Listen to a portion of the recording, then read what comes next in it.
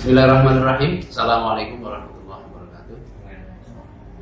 Alhamdulillah, pagi ini kita akan melanjutkan sesi penjelasan teknis tentang PPDB 2024 yang sudah kita mulai kemarin, sudah ditayangkan di web Ismanuka juga berupa video tentang penjelasan awal tahapan-tahapan dari PPDB online 2024. Perlu saya jelaskan juga sebagai pengantar podcast kali ini bahwa jalur PPDB 2024 secara prinsip masih sama dengan 2023, yaitu ada 4 jalur. Yang pertama yaitu jalur zonasi. Zonasi itu di dalamnya ada 2, zonasi reguler dan zonasi khusus. Kemudian yang kedua itu jalur prestasi.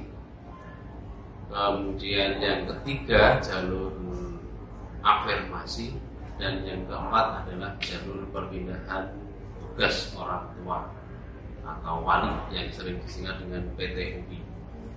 Nah, untuk memperdalam masing-masing jalur ini sudah hadir di ruang istimewa Ismanuka narasumber dari calon peserta didik baru ada 2, kemudian calon wali murid juga sudah ada yang rawuh. Kita perkenalkan satu persatu. Dari calon orang tua wali murid, namanya sinten Pak? Saya namanya Pak Mat Rohim dari Pak Wonorejo. Mat Rohim, Ya. Wonorejo, Kaliwungu Utara. Ya. Matur nuwun rawuhnya Pak Rohim. Kemudian yang kedua dari siapa Mas? Muhammad Adi Firmansyah. Muhammad Adi Firmansyah, panggilannya Firman. Ya. Dari siapa? SMP 2 Kaliwungu. Dari 2 Kaliwungu. Oke, yang ketiga Mbak siapa di Kaliwungu? Nawan Kinanti, panggilannya Nawan. Nawan Bulan bukan ya? Nawan Kinanti dari SMP 1 Kaliwungu. Oke. Ya, nanti kita akan berbincang-bincang dengan ketiga tamu. Ya.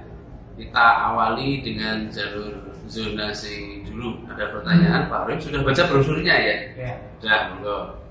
Nah, saya mau tanya, rumah saya Wonorejo. 1,5 tahun yang lalu kakaknya tak PPP konco nang di rumah sekolah. Oh ya, terus? Kalau moco nang info PPDB anak saya katanya tidak dengan orang tua kandung.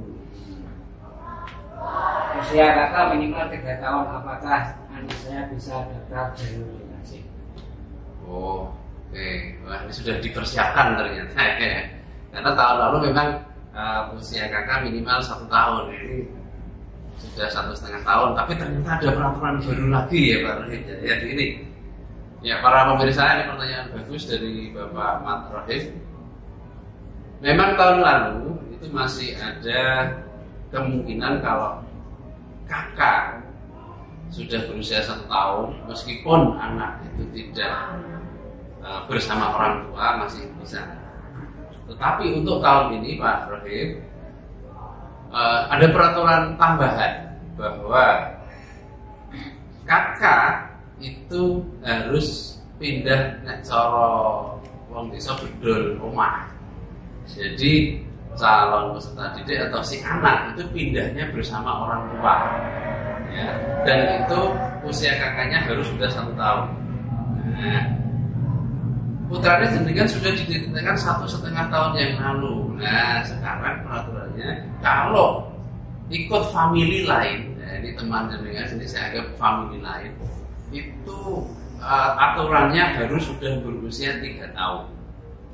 Dengan demikian, kalau putra jenengan mau masuk jalur zonasi reguler, kelihatannya tidak bisa, ya, tidak bisa. Otomatis nanti akan terdetek di aplikasi ketika dimasukkan jenengan input, klik tanggal kakaknya, itu otomatis akan ada semacam peringatan, ya, bahwa kakak belum berusia 3.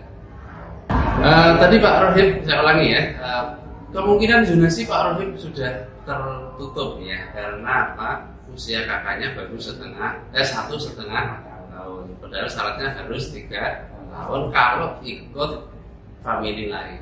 Nah, tapi Pak Rohim masih punya kesempatan daftar di jalur prestasi ya, jalur prestasi. Kemudian kemungkinan yang kedua adalah jalur afirmasi. Kalau pindah tugas orang tua kelihatannya tidak pindah tugasnya ya Pak Rohim ya. Nah, jadi yang jalur afirmasi ini harus sudah terdaftar di dinas sosial Pak Rohim ya. Bisa jadi panjenengan punya kartu Indonesia Pintar, bisa jadi punya PKH ya, program keluarga harapan dan sejenisnya. Namun itu tidak menjamin Bapak, karena kartu-kartu tersebut ada batasan kadaluarsanya ya. Nah, yang jelas itu data yang bisa masuk ke afirmasi adalah masih tercatat di Dinas Sosial Provinsi Jawa Tengah ya. Atau sekarang sistemnya dinamakan SIKS DIJ, Sistem Informasi Kesejahteraan Sosial Dinas Sosial Provinsi Jawa Tengah ya. Jadi sekolah tidak bisa memasukkan kalau punya KIP, kalau punya KH otomatis masuk, tidak bisa, karena sekolah fungsinya hanya sebagai verifikator saja. Ya, tadi sudah saya jelaskan ke Pak Rohim, namun barangkali adik-adik calon peserta didik baru ada yang masih ingin bertanya tentang jalur zonasi. Ya, Mas Firman. Ketika kakak tidak memenuhi syarat atau tanggal kakak yang masih baru, apakah bisa mendaftar jalur zonasi? Oke, ya. Untuk kakak yang ada tambahan maupun pengurangan ya, adik-adik, Pak Rohim dan semua pemirsa yang saya hormati, selama tidak mengubah alamat, kemudian hanya tambah anggota atau pengurangan anggota, bisa jadi ada putra baru atau pengurangan anggota, putra pertamanya sudah menikah, tetapi alamat kakak tidak berubah meskipun belum 10 tahun, itu bisa untuk masuk jalur zonasi, dilampiri fotokopi kakak lama. Itu ada yang mau bertanya tentang ini perubahan kakak, paham ya? Oke, masih ada lagi? Kalau titik koordinat didekatkan itu baru ya? Oh, titik koordinat didekatkan. Asli rumahnya itu jarak 1,9 kilo, dibuat menjadi 0,5 kilo ya, dititikkan pada saudaranya. Itu berbahaya banget Mas Firman ya. Itu berbahaya banget, bisa didiskualifikasi. Tahu ya diskualifikasi? Dis lah ya, pokoknya didis, cara olahraga didis, dicoret, tidak diakui. Bahkan sanksinya bisa melalui ini proses hukum karena dianggap penipuan. Jadi kita normal saja, biasa saja, sesuaikan dengan titik koordinat rumah asli. Zonasi khusus itu diperuntukkan bagi kecamatan yang tidak memiliki SMA atau SMK negeri. Untuk zonasi khusus SMA negeri 1 Kaliwungu, yaitu wilayah Kaliwungu ya. Karena SMA negeri 1 Kaliwungu berada di kecamatan Kaliwungu Selatan ya, Kaliwungu belum punya SMA SMK negeri, maka warga dari kecamatan Kaliwungu mempunyai hak untuk masuk jalur zonasi khusus ya. Ketentuannya sama, syarat-syarat pendaftarnya sama, tapi berbeda pada rankingan ya, berbeda pada rankingan. Diutamakan siswa yang usianya lebih tinggi. Kalau usianya sama, maka menggunakan titik koordinat. Titik koordinatnya sama, kayaknya tidak mungkin kecuali kembar sama. Itu jelas ya untuk zonasi khusus ya. Ini kebetulan bukan donasi khusus semua ya, ini warga Kalimantan Selatan semua ya. Yang ketiga adalah jalur prestasi. Ya, saya yakin adik-adik Pak Rohim calon orang tua PD sudah membaca semua brosurnya. Setiap jalur saya yakin sudah paham, jadi tidak perlu saya jelaskan panjang lebar. Tapi barangkali masih ada pertanyaan, silakan. Rumah saya kan Darupono. Ya, rumahnya mana tadi? Darupono sekitar 2,5 kiloan ya, 3 kilo lah. Saya tidak mempunyai piagam juara. Ya. Apapun, apakah bisa mendaftar jalur prestasi? Oh gitu. Oke. Pertanyaan bagus dari Mbak Nawang, SMP 1 Kalimu ya tadi ya. Tapi rumahnya Darupono ya. Jadi begini Mbak, untuk jalur prestasi itu tidak ada kaitannya dengan jarak, kemudian tidak ada kaitannya juga dengan piagam apapun, ya. Tidak harus punya kejuaraan apapun. Ya. Jadi jalur prestasi yang dimaksudkan adalah dari nilai akademis, yaitu nilai raport SMP dari 9 mata pelajaran, gitu ya Pak ya. Nah, diperhatikan nanti disampaikan ke putranya. Jadi 9 mata pelajaran nanti di rata-rata nilai akhirnya berapa. Nanti dari sekolah itu sudah ada 1 lembar, ya, sudah ada 1 lembar rata-rata raport, ya, yaitu nanti yang dijadikan pedoman untuk daftar jalur prestasi. Kalau punya piagam, barangkali putranya Pak Rofi punya piagam, tangganya punya piagam, itu bisa menambah nilai. Tabelnya nanti dibuka Pak di Juknis, ada itu di PPDB Prof Jateng maupun di web Semanka ada tabel kejuaraan, juara 1 Kendal berjenjang nilainya berapa, itu nanti menambah nilai rapor, ya, seperti itu.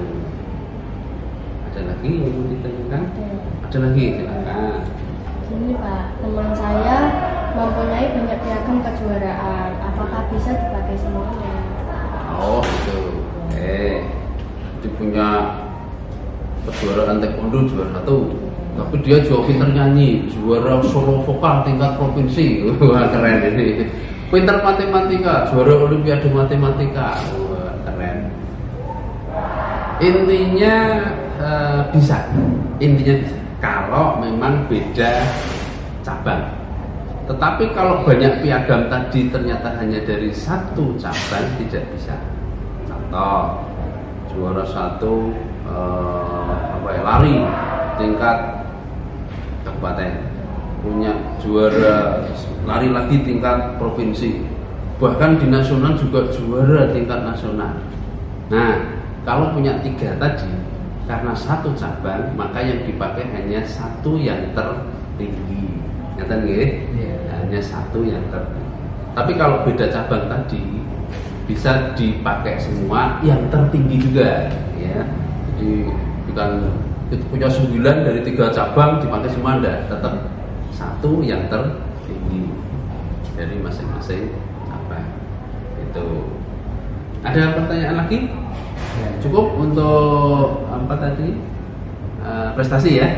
Terakhir, nah ini dari perpindahan tugas orang tua. Ini barangkali ada yang orang tuanya tugas di luar kemudian pindah. Tidak ada ya, ini sudah SMP Kalimu 1, SMP Kalimu 2, berarti tidak ada yang ikut tugas orang tua. Pak Rif juga ada ya? Oke, kalau tidak ada pertanyaan mungkin ya saya jelaskan sedikit. Jadi perpindahan tugas orang tua ini, Bapak Ibu sekalian, adik-adik yang hadir di studio, ini diperuntukkan bagi orang tua yang sering pindah tugas, ya. Bisa seorang aparat pemerintah, boleh juga swasta, tetapi perusahaannya itu punya cabang di berbagai tempat, ya. Misalnya tadinya dokter di Magelang, kemudian dipindah tugaskan menjadi dokter di Kendal. Tapi si anak ini, calon peserta didik ini juga SMP-nya SMP Magelang, kemudian pindah ke sini. Nah, itu yang dimaksud dengan perpindahan tugas orang tua. Yang swasta juga boleh. Tadinya bekerja di pabrik sepatu di Jakarta, anak juga sekolahnya di SMP Jakarta, entah negeri atau swasta. Kemudian ternyata kantornya buka cabang baru di Kendal, di KIK. Orang tuanya jadi supervisor di KIK, otomatis pindah tugas. Nah ini bisa melalui jalur perpindahan tugas orang. Ya. Tapi kalau anaknya sudah di sini, namanya tidak pindah tugas, itu alamatnya asli sini. Bapaknya pulang kampung jadi, ya bukan perpindahan tugas orang tua. Paham ya untuk perpindahan tugas orang tua ya? Untuk syarat-syaratnya sama dengan yang lain, itu di syarat-syarat ke sana banyak juga. Apa yang diupload juga sama. Sementara begitu yang bisa saya sampaikan, sudah paham semuanya, tidak ada yang ditanyakan lagi ya. Kalau tidak ada, terima kasih atas kehadiran adik-adik dan Pak Rohib ya, ini sudah menyempatkan waktu sampai izin kerja, semoga dapat ganti yang lebih baik Pak Rohib. Ya. Anak-anak yang datang mudah-mudahan saya doakan diterima Mas. Ya, semoga diterima. Dan saya sebagai perwakilan sekolah menyampaikan terima kasih atas semuanya. Kemudian juga mohon maaf apabila penjelasan saya ini kurang kurang jelas barangkali, atau ada tutur kata-kata yang kurang enak dirasakan. Sekali lagi mohon maaf, terima kasih. Saya akhiri. Wassalamualaikum warahmatullahi wabarakatuh. Waalaikumsalam.